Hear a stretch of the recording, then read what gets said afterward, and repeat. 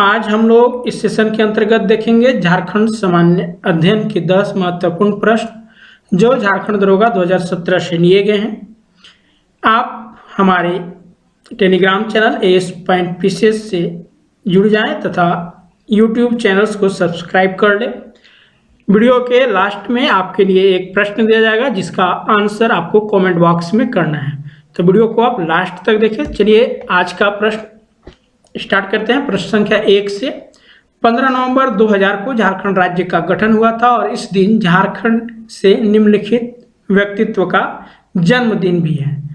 तो 15 नवंबर 2000 को झारखंड राज्य का गठन हुआ था और 15 नवंबर को जो जन्मदिन है वो बिरसा मुंडा का है। ठीक है, तो बिरसा मुंडा के जन्मदिन के कारण ही झारखंड का गठन 15 नवंबर को हुआ है। बिरसा मुंडा का जन्म रांची के उनिहातू गांव में 15 नवंबर 1875 ईस्वी को हुआ था और इनकी मृत्यु 9 जून 1900 ईस्वी में हैजे के कारण हुई थी। इनके व्यक्तित्व के कारण इन्हें धरती आबा और बिरसा भगवान के भी नाम से जाना जाता है। प्रश्न संख्या 2, झारखंड के राज्य भवन के आर्किटेक्ट कौन थे?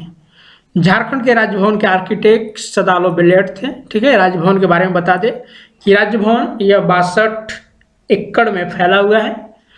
इसका प्रारंभ 1930 में किया गया था, जबकि राजभवन को कंप्लीटली जो पूर्ण किया गया वो मार्च 1931 में किया गया। उस समय इसकी लागत 7 लाख के करीब आई थी। इस राजभवन में आद्रे हाउस है, यह राज्यपाल का भवन भी इसी हाउस में है तथा गवर्नर सेक्रेटरीज भी इसी बिल्डिंग में बना हुआ है। वर्तमान की बात कर रहे हैं, अभी जो गवर्नर की जो हाउस है वो इसी आद्रे हाउस में है। इसके जो बिल्डर थे आद्रे हाउस के वो कैप्टन हैनिंगटन्स थे, जो कि डिप्टी कमिश्नर हुआ करते थे छोटानागपुर डिवीजन के 1850 से 1856 के बीच। प्रश्न संख्या 3, झारक्राफ्ट द्वारा स्थापित होने वाली 4 रेशम पार्क में से एक झारखंड के निम्न में से किस जिले में स्थित है? तो झारक्राफ्ट का एक जो रेशम पार्क है वो दुमका में स्थापित है। झारक्राफ्ट के बारे में बता दें, झारक्राफ्ट का फुल फॉर्म होता है Jharkhand silk textile and handicraft development corporation. यह एक सरकार की यानी झारखंड सरकार की एजेंसी है जिसे 2006 में स्थापित किया गया था। इसका मुख्य उद्देश्य रेशम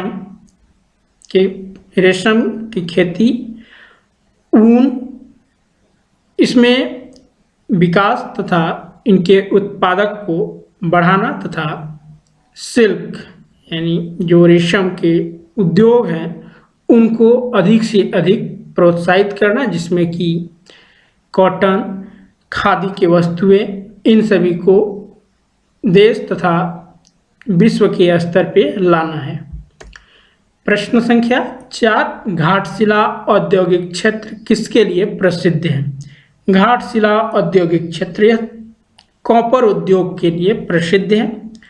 घाटशिला यह झारखंड राज्य के पूर्वी सिंहभूम जिले के अंतर्गत आता है और यह जमशेदपुर से काफ़ी निकट है। यहाँ पे यूरेनियम, तांबा तथा अन्य खनिजों की खान है, इस कारण यह काफ़ी प्रसिद्ध है। और इसी के पास में यानी घाटशिला के ही पास में भारतीय यूरेनियम निगम का कारखाना स्थापित किया गया है जो पूरे देश के यूरेनियम की जरूरत को पूरा करता है। भारतीय यूरेनियम निगम एक सार्वजनिक उपक्रम है भारत सरकार की।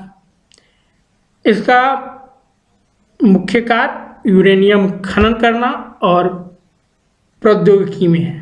इसकी स्थापना 4 अक्टूबर 1967 में किया गया था और यूरेनियम कॉपर ऑफ इंडिया यानी भारतीय यूरेनियम निगम का मुख्यालय शिवम यानी वही घाटशिला में स्थित है और यहाँ पे यूरेनियम संवर्धन किया जाता है यानी यूरेनियम का उत्पादन किया जाता है। प्रश्न संख्या 5, झारखंड में निम्नलिखित झीलों में से जिलों में से, यहाँ पे जिला होगा, जिलों में से बॉक्साइट प्रचुर मात्रा में पाया जाता है। तो बॉक्साइट जो सबसे ज़्यादा मात्रा में पाया जाता है वो झारखंड के पाट क्षेत्र के अंतर्गत पाया जाता है। पाट क्षेत्र में 3 जिले आते हैं, लातेहार, गुमला और लोहरदगा। तो इस तरह से एल्युमिनियम की प्रचुर मात्रा में जो उत्पादन होता है वो लोहरदगा में होता है। ठीक है, अब यहाँ पे हम लोग कुछ प्रमुख, जो झारखंड में प्रमुख खनिज संपदा है और उनका उत्पादन क्षेत्र कहाँ है उसके बारे में देखेंगे। ठीक है, ये काफ़ी महत्वपूर्ण है एग्जाम के पॉइंट ऑफ व्यू से। तो तांबा, जैसा कि अभी देखिए कि ये घाटशिला में पाया जाता है। घाटशिला कहाँ है? पूर्वी सिंहभूम के अंतर्गत। अब्रक, ये हजारीबाग, कोडरमा और गिरिडीह में पाया जाता है। कायनाइट्स, यह लिप्साबुरु और खरसावां में पाया जाता है। बॉक्साइट लोहरदगा में। यूरेनियम जादूगोड़ा तथा घाटशिला, ठीक है, ये जादूगोड़ा में ही पाया जाता है। ये दोनों जो है वो पूर्वी सिंहभूम के अंतर्गत आते हैं। कोयला, यह झरिया और चंद्रपुरा में सर्वाधिक मात्रा में पाया जाता है। ग्रेफाइट डाल्टनगंज में पाया जाता है। लौह अयस्क सिंहभूम में पाया जाता है। मैग्नीज गुआ और नवामुंडी, नवामुंडी ये पश्चिमी सिंहभूम के अंतर्गत आता है। सोना, यहाँ पे सोना जो है वो दक्षिण छोटानागपुर के अंतर्गत आता है। दक्षिण छोटानागपुर एक प्रमंडल है जिसके अंतर्गत 6 जिले आते हैं, जिसका मुख्यालय रांची में है। चांदी, ये हजारीबाग और पलामू से प्राप्त होता है, जबकि एस्बेस्टस रांची और सिंहभूम से। चीनी मिट्टी रांची और संथाल परगना से, जबकि फॉस्फेट रांची से प्राप्त होता है। चूना पत्थर दामोदर घाटी तथा संथाल परगना से। डोलोमाइट चाईबासा से, जबकि बेनेडियम सिंहभूम से प्राप्त होता है। टंगस्टन हजारीबाग से। सीसा बारागुड़ा से। टीन संथाल परगना और हजारीबाग से, जबकि फेलोस्फोरस सिंहभूम से और क्रोमियम सरायकेला से। ये 22 महत्वपूर्ण खनिज है जिनका उत्पादन झारखंड के विभिन्न स्थानों पे होता है। अब यहाँ पे इस खनिज संपदा का झारखंड में भंडारण की दृष्टि से देखेंगे कि कौन सा खनिज का स्थान झारखंड में कैवा है। तांबा, तांबा के उत्पादन में झारखंड प्रथम स्थान पे है। ठीक है, यहाँ पे आपको कौन से क्षेत्र में पाया जाता है वो भी दिया गया है, इसका डिस्कशन हम लोग कर चुके हैं। अब्रक में प्रथम स्थान है। काइनाइट में भी प्रथम है। बॉक्साइट में प्रथम। यूरेनियम में भी प्रथम है। कोयला में प्रथम। ठीक है, यहाँ पे भंडारण की बात कर रहे हैं। वहीं अगर कोयला में उत्पादन की बात करें तो ये चौथे स्थान पे आ गया है। ठीक है, मार्च 2020 के जो कोल इंडिया के द्वारा आंकड़े जारी किए गए उसके अनुसार। वहीं ग्रेफाइट में इसका भारत में द्वितीय स्थान है। ग्रेफाइट जो झारखंड में पाया जाता है वो डाल्टनगंज, जिसे कि अब मेदिनीनगर कहा जाता है। लौह अयस्क में यह तृतीय स्थान पे है, जबकि मैग्नीज में 7वां स्थान रखता है। प्रश्न संख्या 6, इनमें से कौन सा झारखंड में फसल का मौसम नहीं है? ठीक है, झारखंड में फसल का मौसम, तो झारखंड में जो फसल के मौसम है वो गरबा है, रबी है और खरीफ है। ठीक है, तो यहाँ पे जायज एक ऑप्शन बचता है, यही हमारा सही आंसर होगा। तो जायज झारखंड में फसल का मौसम नहीं है। जायज के बारे में बता दें, जायज एक ऐसा फसल है जिसमें कि साग सब्जी उगाई जाती है, जिसका मुख्य उद्देश्य होता है उससे नकदी प्राप्त करना। ठीक है, तो इसके अंतर्गत साग सब्जी इत्यादि उगाए जाते हैं।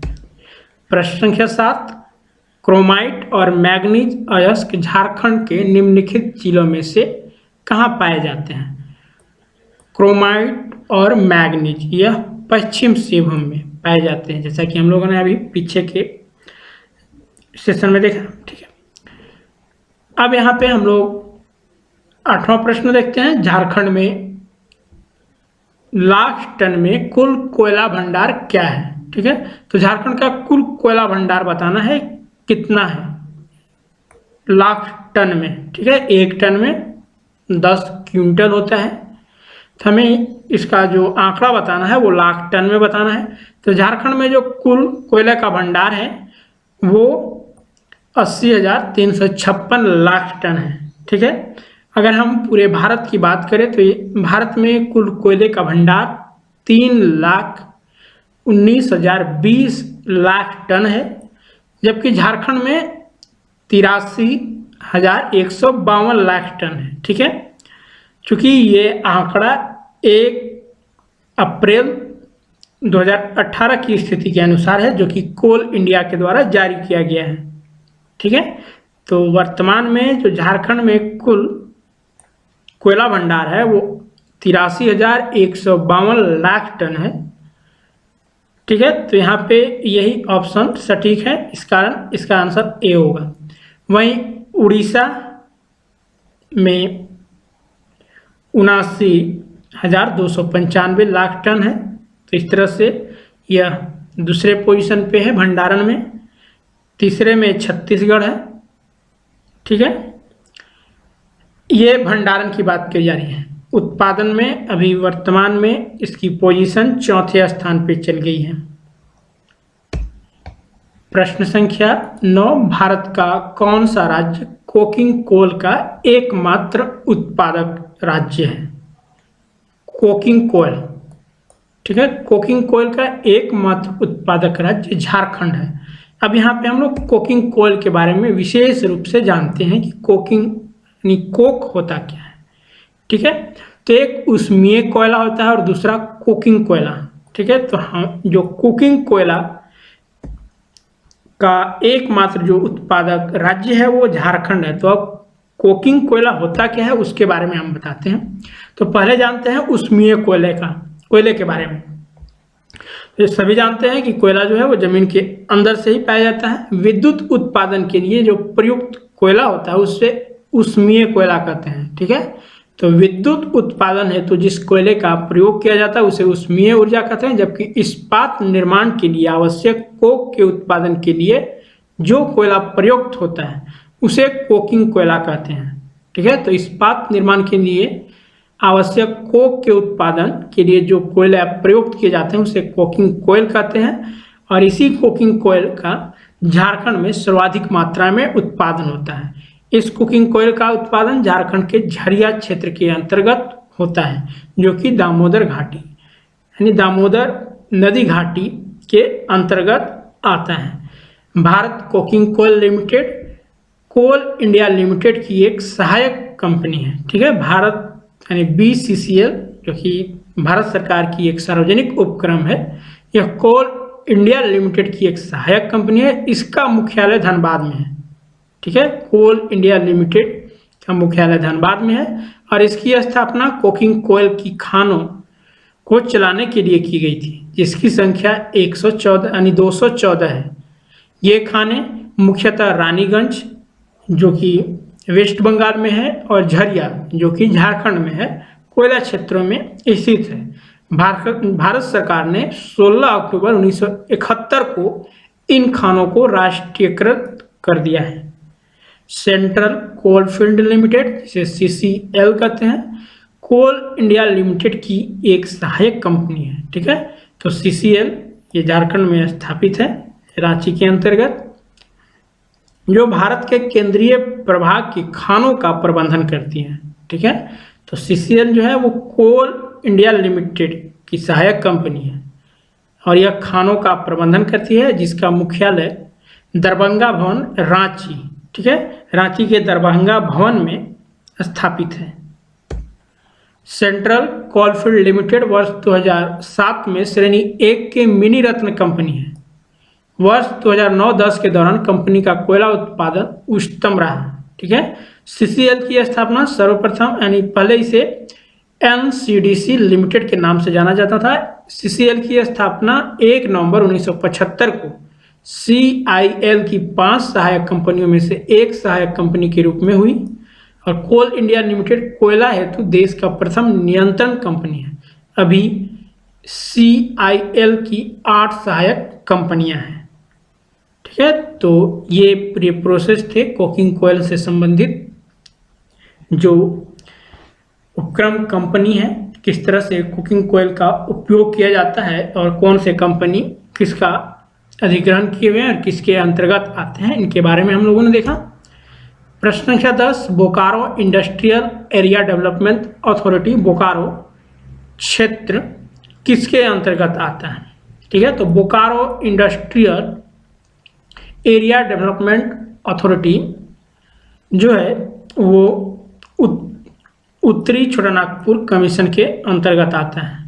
ठीक है, तो जैसा कि हम लोगों ने पिछले लेसन में भी देखा था कि राज्य में जो डेवलपमेंट अथॉरिटी, ठीक है, इंडस्ट्रियल एरिया डेवलपमेंट अथॉरिटियों की जो संख्या है, जो कि वर्तमान में कार्यरत है, वो उनकी संख्या 3 है, जिसमें कि एक था बोकारो औद्योगिक क्षेत्र विकास प्राधिकरण, दूसरा आदित्यपुर औद्योगिक क्षेत्र विकास प्राधिकरण और तीसरा रांची औद्योगिक क्षेत्र विकास प्राधिकरण।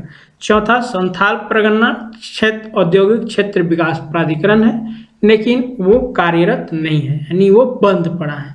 तो इस तरह से राज्य में 3 औद्योगिक क्षेत्र विकास प्राधिकरण है जो कि कार्यरत है। ठीक है, पिछले सेशन में हम लोगों ने आपसे प्रश्न पूछा था किस राज्य यानी किसी राज्य के राज्यपाल की न्यूनतम आयु कितनी होती है। तो राज्यपाल बनने के लिए उसकी न्यूनतम आयु 35 साल होनी चाहिए। काफ़ी लोगों ने इसका सही आंसर बताया। वहीं राष्ट्रपति बनने के लिए भी न्यूनतम आयु 35 वर्ष चाहिए, जबकि लोकसभा सदस्य बनने के लिए 25 वर्ष, राज्यसभा के लिए 30 वर्ष, जबकि किसी विधानसभा के लिए 25 वर्ष चाहिए। आज का प्रश्न आपके लिए, झारखंड के कुल भौगोलिक क्षेत्र का कुल कितना प्रतिशत जंगल के अंतर्गत आता है। 4 ऑप्शंस दिए गए हैं आपको, इनमें से सही ऑप्शंस को आपको कमेंट बॉक्स में टाइप करके इसका सही आंसर बताना है। तो आज के वीडियो में इतना ही। आप हमारे व्हाट्सएप ग्रुप से जुड़ने के लिए hi.as.pcs लिख के आपको इस नंबर पे मैसेज करना होगा। साथ ही साथ JPSC JSSC के complete study materials, classes, test series के लिए इस नंबर पे कांटेक्ट या फिर व्हाट्सएप कर सकते हैं।